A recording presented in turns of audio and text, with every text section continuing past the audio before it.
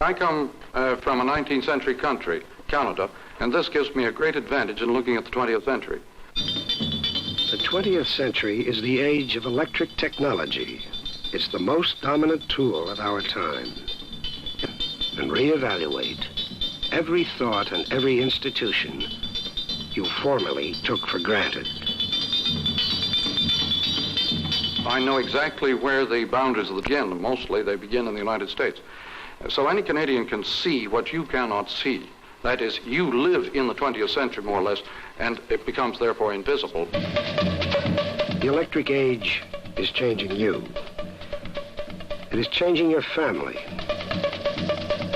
It is changing your neighborhood. It's changing your education. It's changing your job. When are you going to do? It's changing your government. It's changing your relationship to others.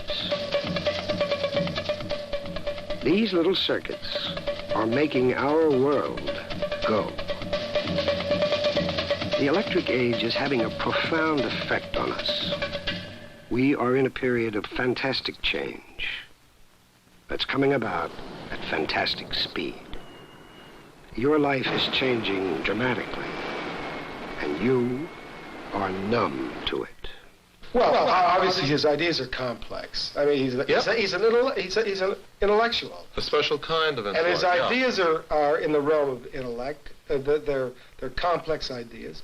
But our society is a complex society. There are many people who want things, simplified. Of course, if intellect spoke in simple words, then people like me would be out of work. Well, the title, the medium is the massage, is a teaser, a way of getting attention. There's a wonderful sign hanging on a Toronto junkyard which reads, "Help beautify junkyards. Throw something lovely away today." And this is a very effective way of getting people to notice a lot of things. And so the title is intended to draw attention to the fact that a medium is not something neutral. It does something to people. It takes hold of them, it roughs them up, it massages them, it bumps them around, and as it were, chiropractically. And the general roughing up that any society gets from a medium, especially a new medium, is what is intended to be indicated in that title. The medium of our time, electric technology, everything from the light bulb to the telephone to the computer to jets to nuclear energy, is changing everything. We are in the middle of a tremendous clash between the old and the new. The medium does things to people, and they're always completely unaware of this. They don't really notice the new medium that is roughing them up. They think of the old medium because the old medium is always the content of the new medium, as movies tend to be the content of TV, and as books used to be the content, novels used to be the content of movies. And so every time a new medium arrives, the old medium is the content, and it is highly observable, highly noticeable. But the real roughing up and massaging is done by the new medium, and it is ignored. The idea that television, computers, and the rest are just tools that we use for better or worse isn't true. The way you react to them is what's important, not what's in them or on them. How you use your eyes to see, your ears to hear, brings about new forms of human association and action. The way we refer to this new situation created by the new television massage or treatment of our senses, and it is an evaluation made by the old visual types looking in the rearview mirror as usual of something that is threatening the old values and reversing the old values. When information is brushed against information, the results are startling and effective. We are re-entering the old tribal world But this time we're going to go through the tribal dance and the tribal dream wide awake. The search for involvement and fill-in takes many forms. It's like drawing cartoons. You can't fill in all this because none of these things happen without some sort of cause or some sort of reason in the minds of other people. The discotheque, the go-go, as a form, is an area in which anybody who takes time can make interesting discoveries. Many of the things I talk about I find very irritating. That's what leads me to investigate them. You know, you look around for a hair of the dog that bit you. I look into many of the new forms simply because I find them very exasperating and irritating and troublesome to peace of mind and so on. And on the other hand, I've discovered to my amazement that if you take some violent and irritating process, say like radio or TV, and start looking at how it works, what it's doing to you and why it's doing it to you, you can get very enthralled, very excited. Television has been labeled sterile. There is nothing sterile about television, except in the eye of the beholder.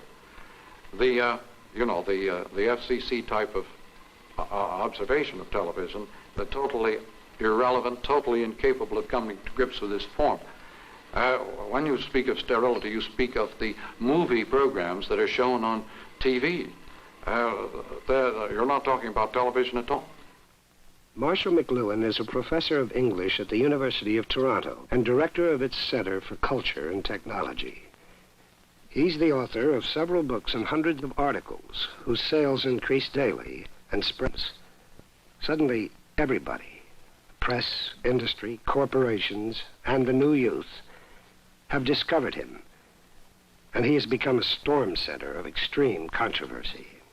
My largest objections to his principle is that he's basically, and this is a distilled view of what I've gotten from his work and from his presence, a whimsical sociologist rather than a penetrating philosopher or a deep-thinking psychologist.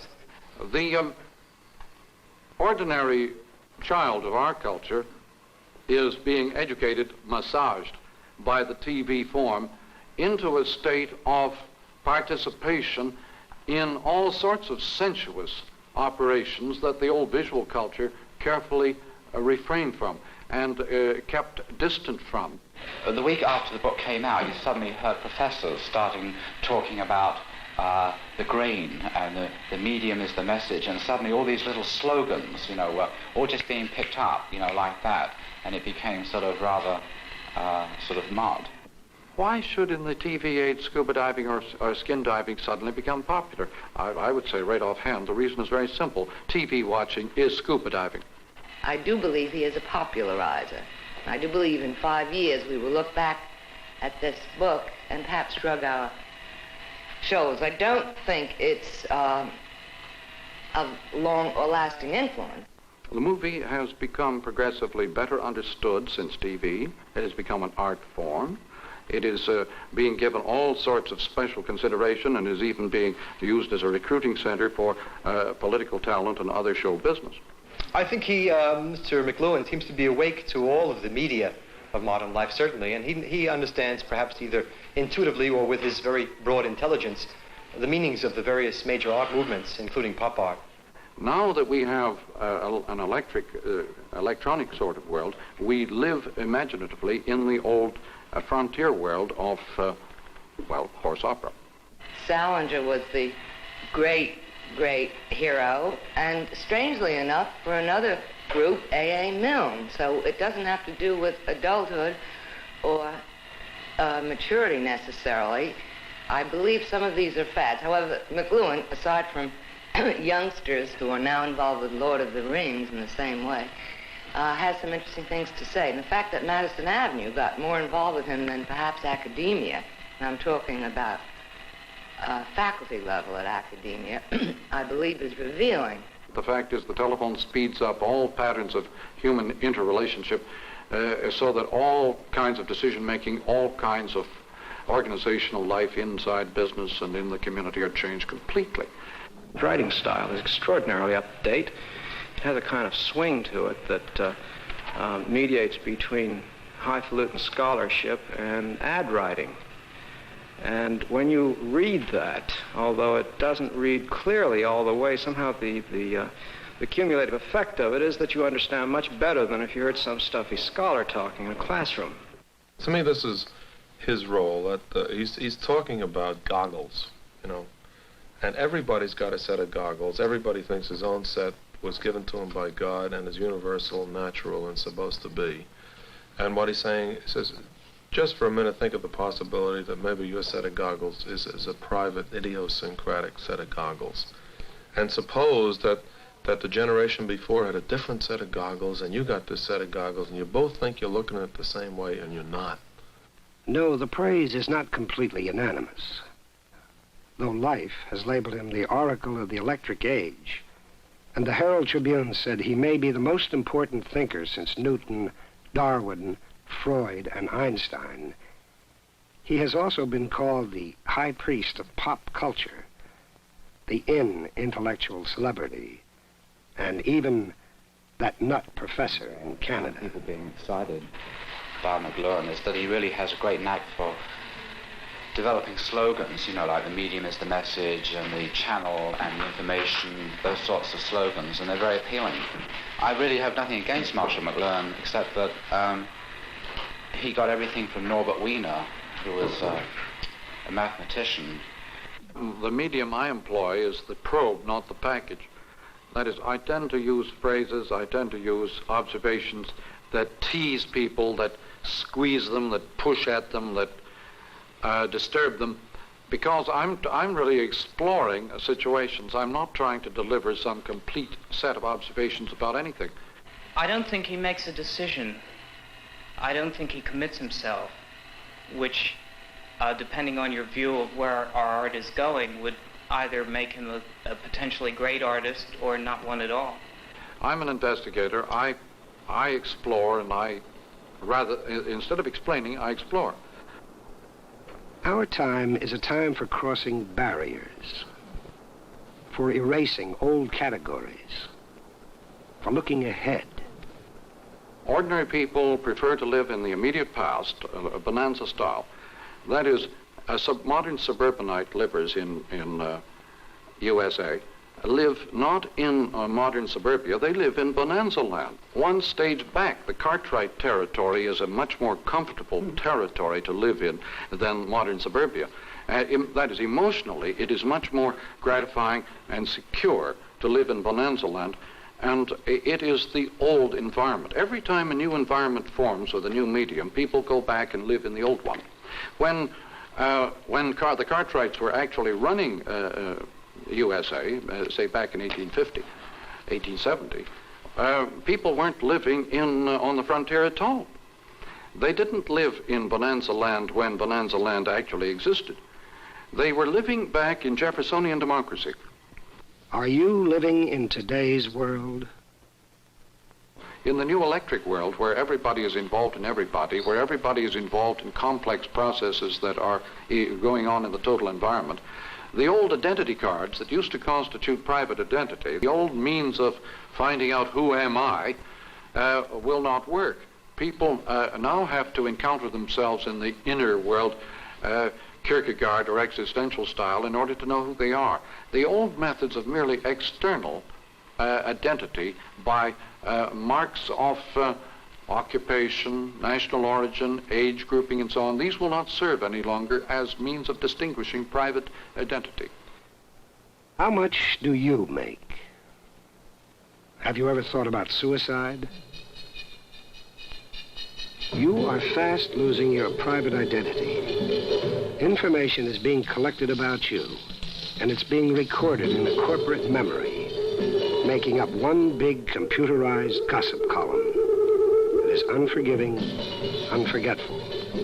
And so it goes, every minute of every day.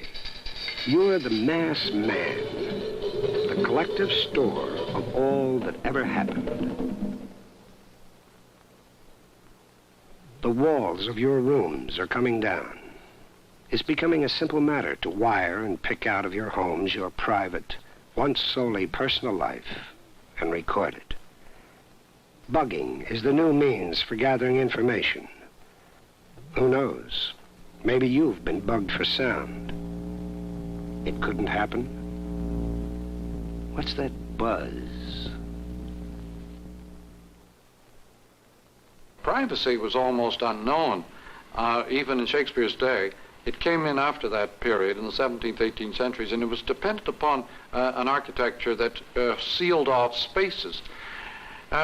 People didn't live in private spaces in earlier periods, and it was with the coming of the book and the need for private areas in which to read and study and so on that privacy gradually caught on as a value. I don't think privacy has quite the same meaning in our time that it used to have.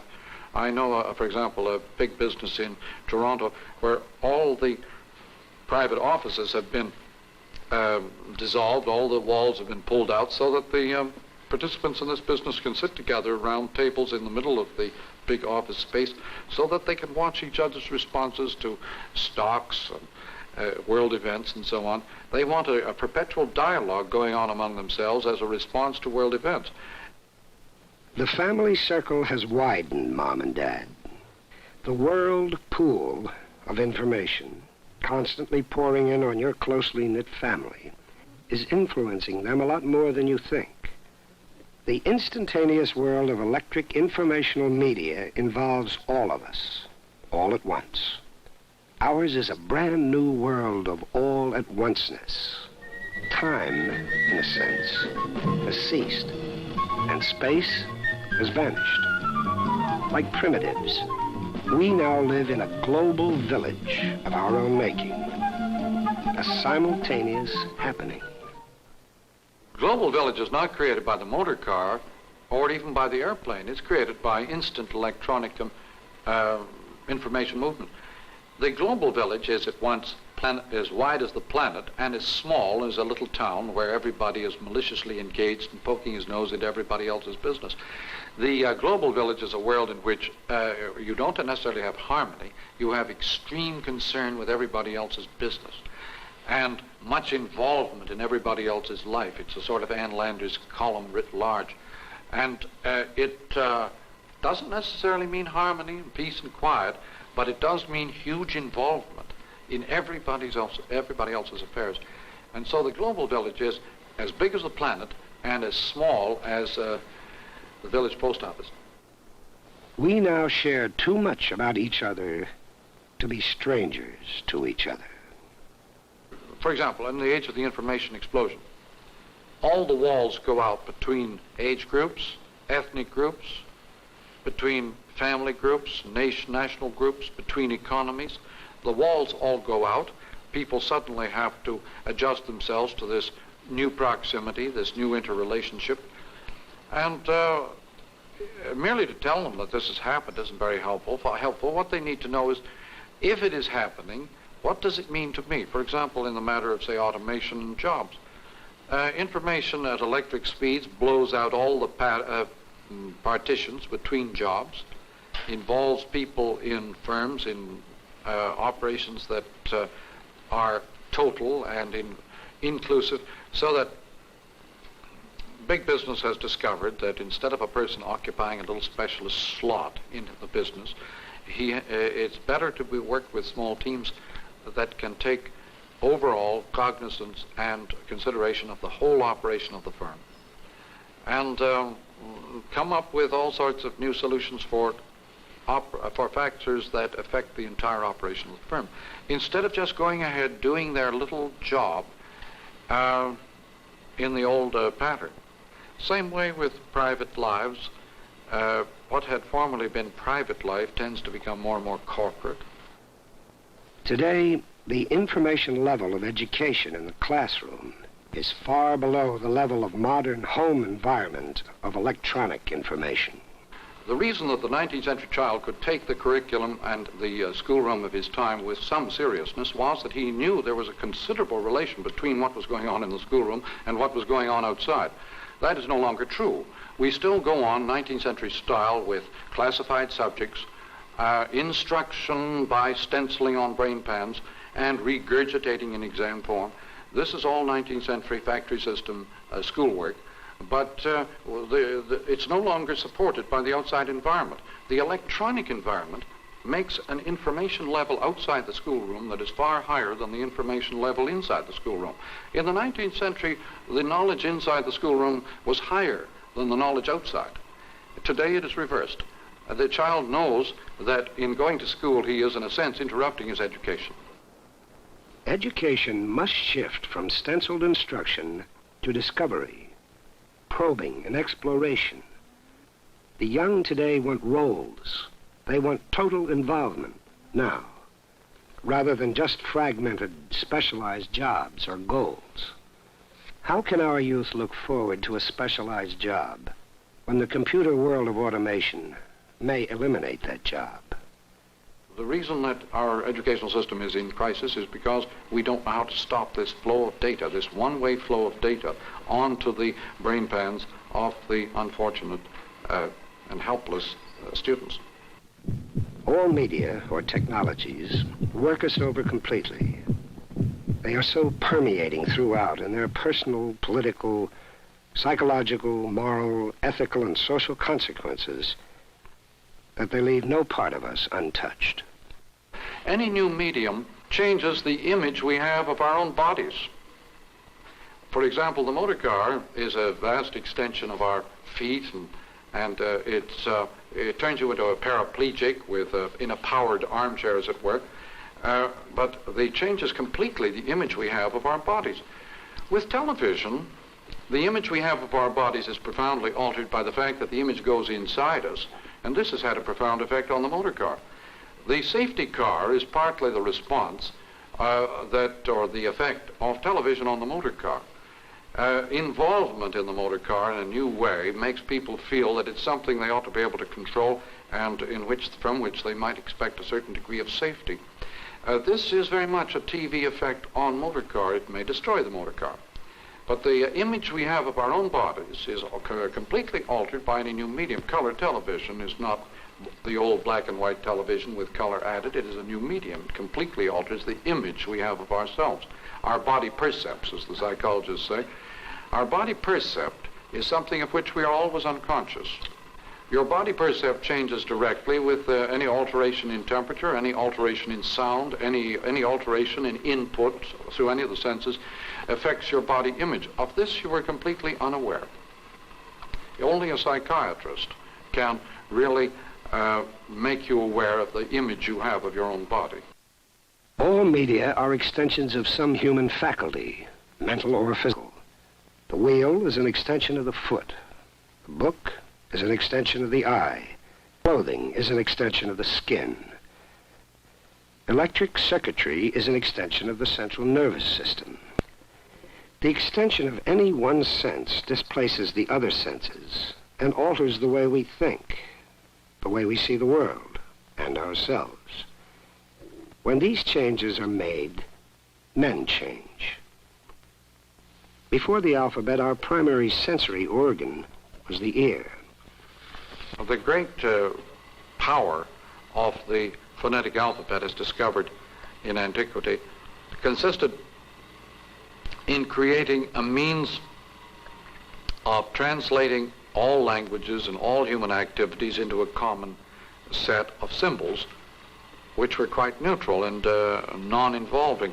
Literate culture, as discovered by the Greeks and practiced by the Romans, created civilization in the sense that it created a high order of civilized culture from which people could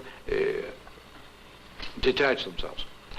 That is, literate culture is visual and detached. It creates the civilized man, the detribalized man, the man who is not involved. And the effect of the electric revolution is to create once more an involvement that is total. We are unaware of the dangers of not understanding the need for involvement. The dangers are total. The chances of your understanding anything going on in your own time are very small, except through the means or media provided by artists. Artists are people who enjoy living in the present. Since the time of the Renaissance, we have been contained by a visual monopoly. Art was rigid and kept us out of the frame. Today, art is anything you can get away with.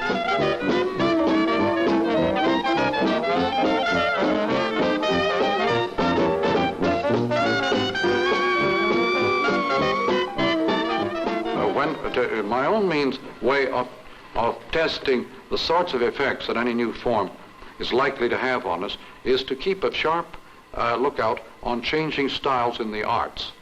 The artist is always a jump ahead of technology and is engaged really in giving you images of what sort of effects it's likely to have upon you later on. So that the changing style in the arts, like pop art and so on, are pretty good indications of the real meaning of television. Pop art simply tells you the only art form left for you today is your own natural environment. You have now to program it as if it were a work of art and an environment. So to suddenly be confronted with the need to use the human environment itself as art form is one way of drawing attention to the fact that the new environments created by new media require a certain amount of human programming and control for our psychic life. Why should art and culture suddenly become very big business, like big science? The reasons are tied up with the fact that we're living in an information age. When you live in an information age, culture becomes big business, education becomes big business, and the cultural explosion or the information explosion becomes itself culture. It knocks down all the walls between culture and business, as between education and business. There's no longer any gap between the campus and the Wall Street or very big business. If anybody can participate in this whole area of exploration and discovery, and so I try to tease people and to urge them to get into these activities of discovery. Children love it. You can quickly get them going because one reason being they sense that here is an area in which I can become far more expert than my teacher. What about pop art? Why pop? Why not mom? Art used to be mom's province. Suddenly, pop art. It's a pun. Puns, jokes, humor as a system of communications and as a probe of our environment. It doesn't deal in theory, but in immediate experience. And it's often the best guide to our changing times. One of the strange features of our time is the joke without the storyline. Simply the gag, like the surgeon, the expensive surgeon who, when his patients couldn't afford surgery, would offer to touch up the x-ray for free. Or the Polish jokes like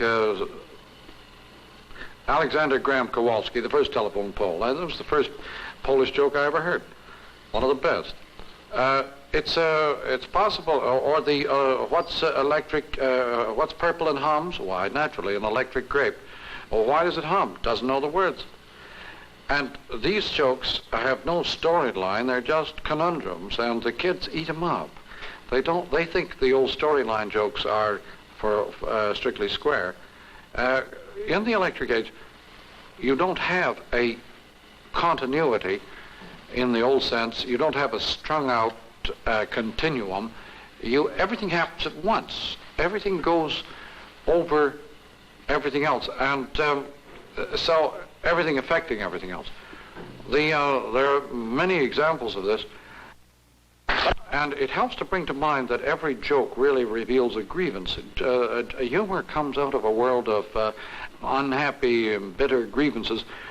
Hence, many of the jokes in our society, most of the jokes in our society, the good ones, come from ethnic groups, various minorities who have some sort of gripe. My name was say Manic. Clothing as a means of communication? Don't you think they're trying to tell you something? The whole world of teenage dress is a world of icon in one hand, in the sense that they stress all sorts of images with strongly marked bounding lines. But these images, the costumes that they prefer, are the ones that highlight role-playing rather than individual identity. They would rather be involved, well, for example, a judge with a wig doesn't represent any private entity whatever. He is a role, a function in the whole society. The surgeon in his white coat, the scientist in the white coat, this is role-playing, and this appeals deeply to the young, the teenager type. The wearing the long hair, the beards and so on, this suggests involvement in depth in role. And it's not a private identity so much as a corporate one. The new teenage craving, and unconscious, they are not quite unaware of why, is to drive toward corporate involvement in role-playing. Role-playing has been a game going on in management centers and so on for years as a way of discovering who am I in this organization. Popular hit parade music is still very close to speech patterns. One of the things about the Beatle music, for example, that is so effective is that they were the first, as far as I know, to put English popular speech, popular lower class British Cockney rhythms and Liverpool rhythms into musical form.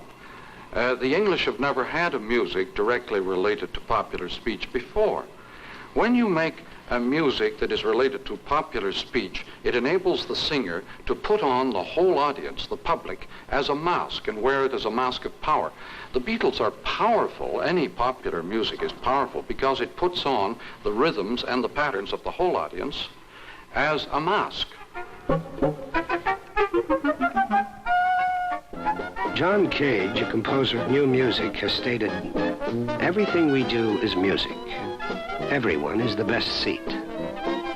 Theater takes place all the time, wherever one is.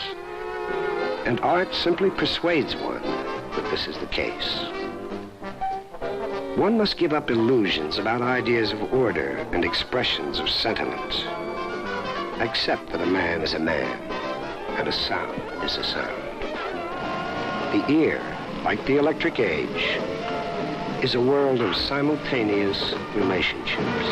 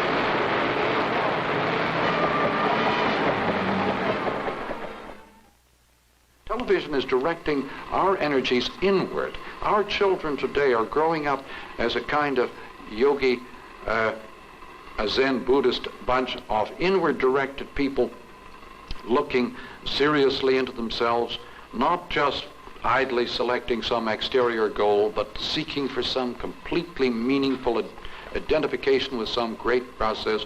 That's why Youth Peace Corps and so on appeals to children. It's not a job. It's a completely involving role. And so the television, I would say, has had this extraordinary effect of driving Western man inward. Western man has triumphed over nature because he's been oriented outward at the visible world. And now with television, he is being oriented inward to the invisible world. And LSD is merely one little side issue in TV effects. Television establishes the dynamics of our new age. With its always scanning finger, it reintegrates the human senses, thereby making books obsolete.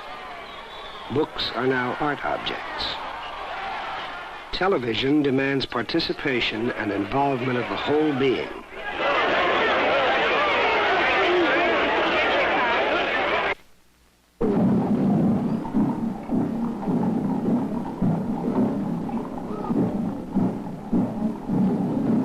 was the funeral of President Kennedy that mostly proved the power of television to draw everyone into mass participation. The entire nation and world were simultaneously united in a single emotion and involvement.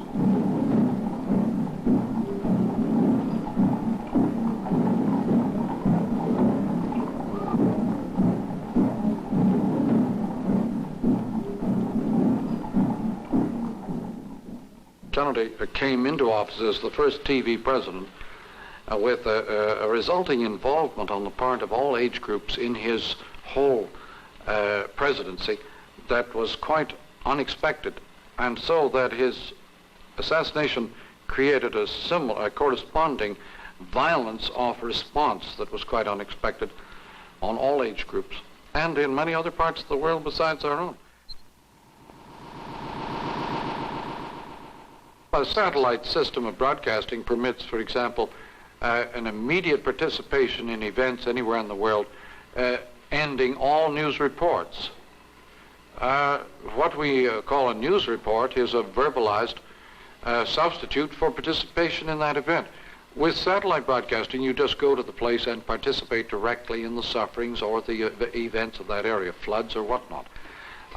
Whether this will tend to create a new kind of news, I don't know. For example, at the present time, what we automatically think of as news is just bad news. If it isn't bad news, it isn't news. If it's good news, it's likely to be PR or advertising. And it takes an awful lot of bad news to sell all that good news that we have to carry in our newspapers and magazines. What type of presidential candidates will best lend themselves to television? Oh, well, they have to be flexible, casual, Will Rogers-ish, Jack Parrish. They have to have a kind of informality and casualness that is suited to the medium. The more ramrodish, rigid types will just not go down with the TV viewing public at all. It's a sort of turning TV over to the casting bureaus, and politics, having become show business, is increasingly in the hands of the casting agencies. The railroad radically altered the personal outlooks and patterns of our society. It bred and nurtured the American dream. It gave us darkest suburbia and its lasting symbol, the lawnmower. The circuited city of the future will not be the huge hunk of concentrated real estate created by the railway. It will take on a totally new meaning under conditions of very rapid transit and communication.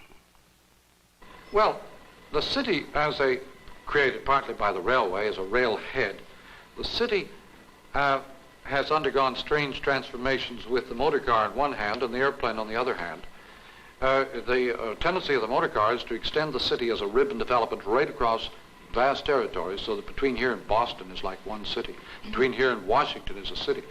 And on the other hand, the airplane sort of leapfrogs over those spaces and wipes out roads, wipes out the big city. We'll work at home in created space, created by electric media, connected to the corporation or boss, not by railroads or roads, but by television and other media. We'll relay information by closed circuit, two-way TV, and by computer systems. The great massive American rush hour will be over, and to hell with driving. When many of these kinds of developments begin to occur in many forms at once, at very high speeds, then it becomes easy to perceive the pattern. When things happen relatively slowly, it's like still shots on a film. If you look at them one at a time, it's very slow. You don't see very much change, but project them at a reasonable speed and the pattern of development becomes perfectly evident. We are now living in a world where things change so rapidly that anybody can spot the configuration, the pattern of change. And we're living increasingly in a world of pattern recognition instead of just classified and isolated items. The whole speed up has tended to make everything much more intelligible and understandable than in the past. The speed of electric communication alone does not allow us to use purely visual material to comprehend the world. They are just too slow to be relevant or effective. We are moving from the habit of data classification, for they refer only to the past, not the present. Advertising agencies have always been mystified as to why is the storyboard more effective than the final product. And the answer to that is very important. It is that the incomplete form allows the audience more participation than the completed form. And now, a word from our sponsor. How many times do you suppose you've heard words to that effect announcing a commercial? Often, probably, since they're sandwiched between the hours of TV viewing time. The quality and entertainment level of the commercial is getting very high. Fierce competition keeps the advertising agencies constantly reevaluating and recreating their images. To get and hold the viewer's attention, the advertisers reach for new ideas. More and more, because of repeated showings, the new approaches become familiar and accepted.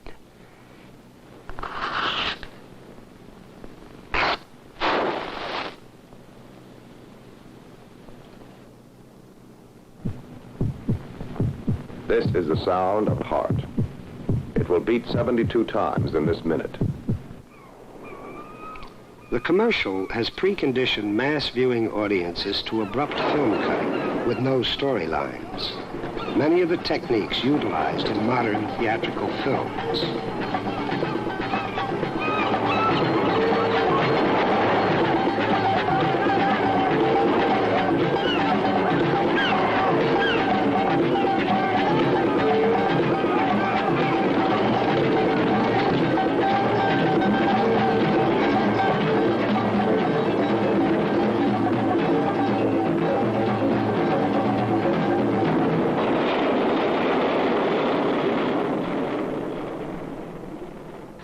Fellini and Bergman and such pull the storyline off the film, and the result is that you become much more profoundly involved in the film process.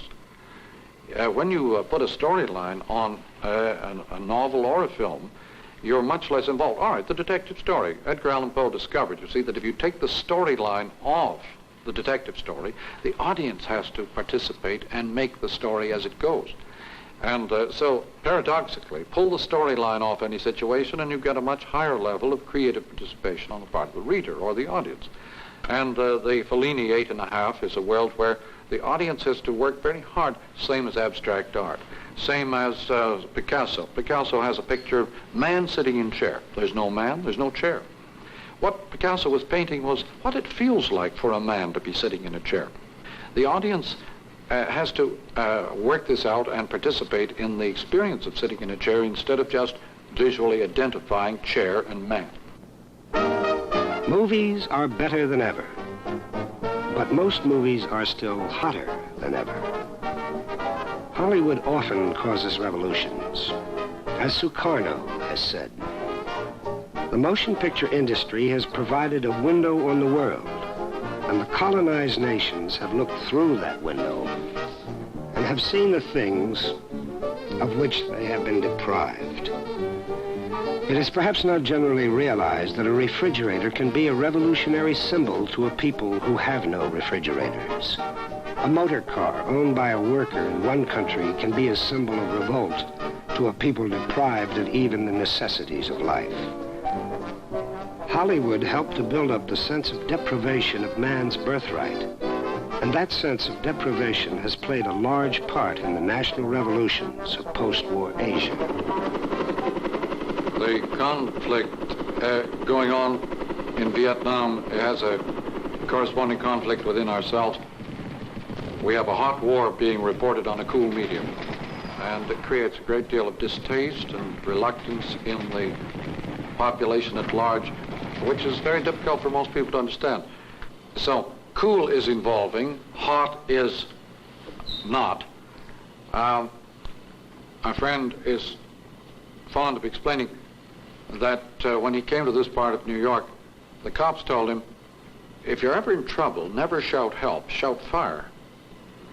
And He said, if you shout fire, all the windows will go up. You shout help, you'll get nothing. Help is too involving. It demands too much from most people. They're afraid. Fire is not involving. It's a hot medium. You can throw a blanket, throw a bucket, and not be personally involved at all. And so it's an extreme example of this strange conflict between hot and cool.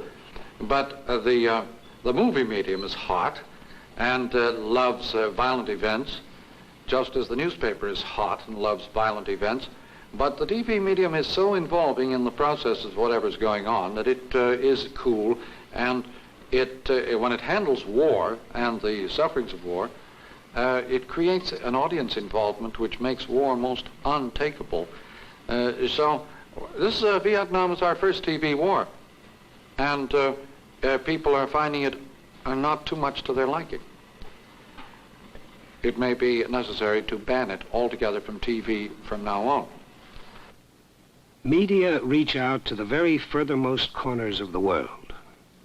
Hopefully, more and more cool media will be getting there soon, to cool the temperatures raised by the hot media like radio and film. Real total war has become information war. The Cold War is the real war front, and should be the only war, surrounding and requiring the involvement of everyone, all the time, everywhere.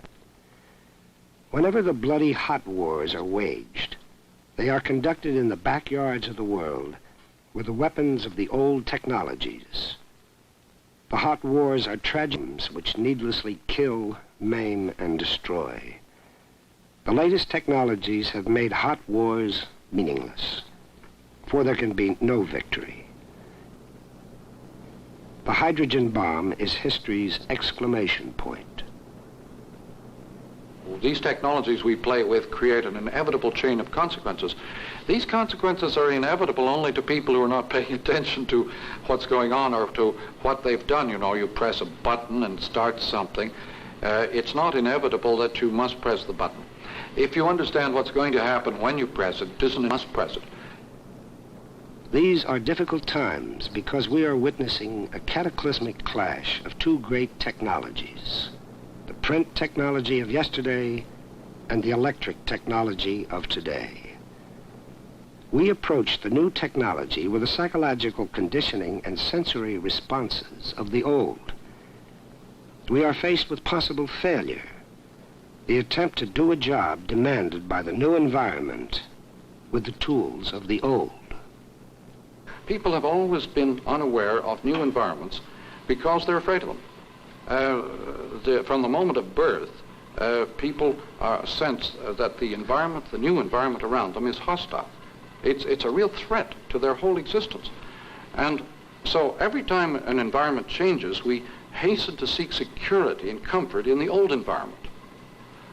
I was delighted to come across a passage in Shakespeare a few days ago, a familiar passage, which suddenly revealed the same message. One touch of nature makes the whole world kin, that each, with one consent, pursues newborn gods, though they be made and molded of things past. The new is always made up of the old, or rather what people see in the new is always the old thing, the rearview mirror. And what people see at any time, what their attention is focused upon, is always the rearview mirror, never the present image or the present fact. The future of the future is the present, and this is something that people are terrified of. The past went that away. When faced with a totally new situation, we tend to attach ourselves to the objects, to the flavor of the most recent past. Suburbia lives imaginatively in bonanza land. We look at the present through a rear view mirror. We march backwards into the future. There are detracting voices who cry out, "The stars are so big, the earth is so small. Stay as you are." But can we afford to?